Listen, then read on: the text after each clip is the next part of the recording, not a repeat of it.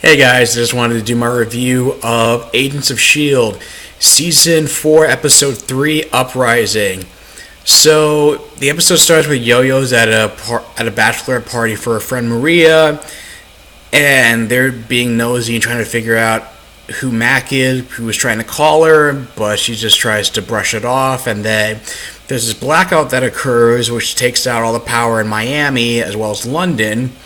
And then there's this message that goes out throughout all of the television and social media and whatnot about a supposedly inhuman resistance movement who's calling for the government to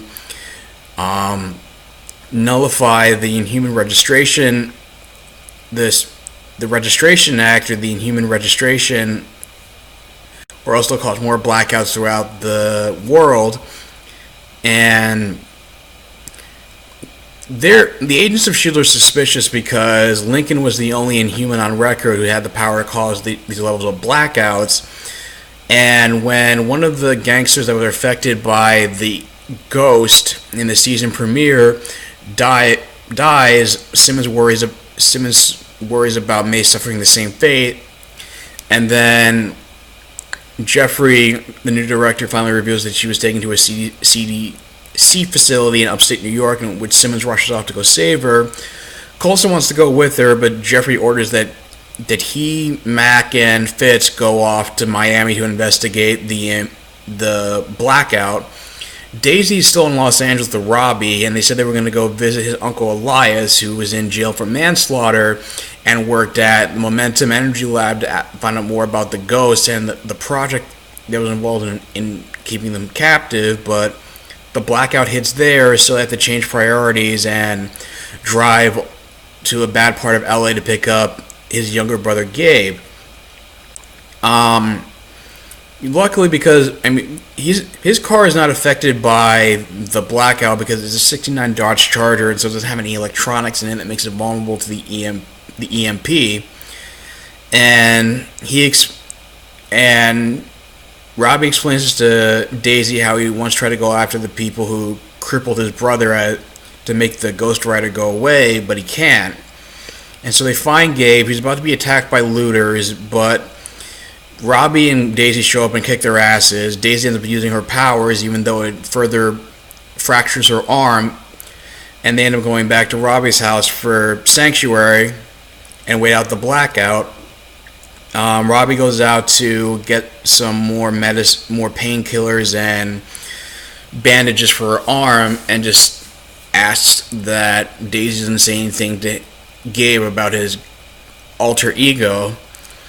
But Gabe already is quick to suspect that Daisy is Quake, the Inhuman who's been on the news because of the use of her powers and how he felt the earth, like an earthquake, like the earth shaking, but and how one of his attackers was knocked out. And he says that he'll agree to keep her secret as long as Daisy takes a hike and not bother her brother, because she feels that his brother needs to be around good people and Gabe doesn't consider her to be one of them. And basically, we find out later, a watchdogs show up with guns and hold the whole bachelorette party that Yo-Yo's at hostage. And when one of the guys turns over a magician who you assumed was an Inhuman over to them because they're looking for an Inhuman to kill, Yo-Yo is using her powers to, slowly disarm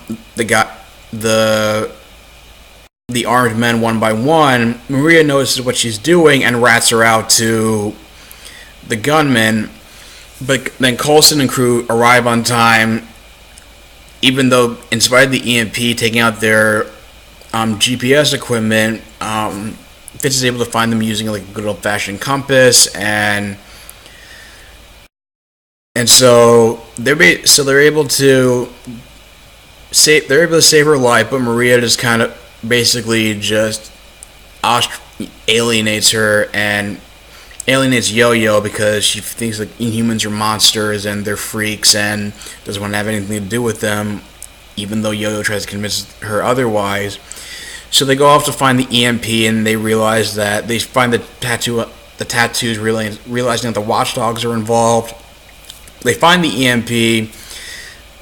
My location of the EMP, Yo-Yo disarms them one by one in a manner that's kind of reminiscent of Quicksilver's sequences in the last two X-Men movies. And Coulson finds passports and realizes that the watchdogs have a financial backer and that they're being taken global. And so, because of the incident, Coulson convinces Jeffrey to go public with S.H.I.E.L.D., announce that their reorganization sooner rather than later,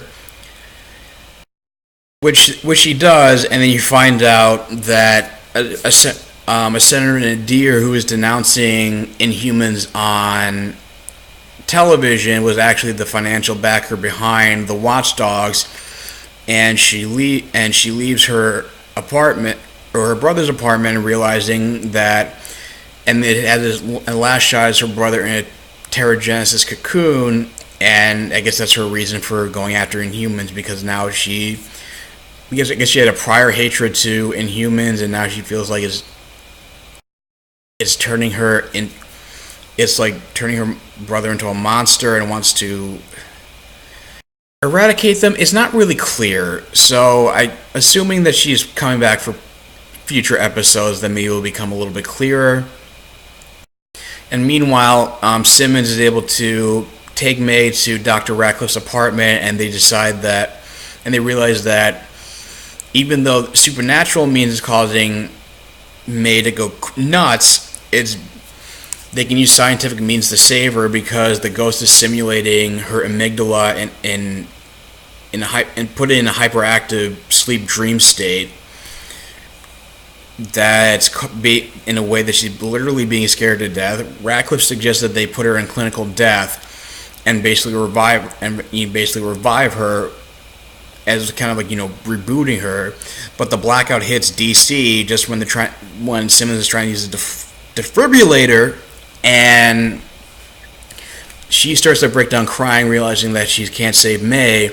But Ratcliffe is able to get a self-sustaining energy source to power the defibrillator and save May at the last minute, who, after being saved and apparently not having any memory of recent events, calls Coulson, saying that he should be the one announcing S.H.I.E.L.D.'s reorganization, and Coulson said that he's right where he belongs. So, I mean, I guess it was I would say it's a pretty solid episode. I mean, I don't know. It's just, I mean, it kind of makes you wonder, how much they're going to focus on are they going to focus more on Inhuman stuff? Are they going to focus more on Ghost Rider and his connection with the Ghost? Are they going to try and interconnect them? You don't really get a clear idea of what the show wants to what storyline the show wants to commit to, but I still like the episode. I don't know if I liked it quite as much as the previous episodes this season, but it's still a decent episode. So what do you guys think of it? Leave your thoughts in the comments down below. If you like this video, like, share, and subscribe, and I will talk to you guys soon. Take care.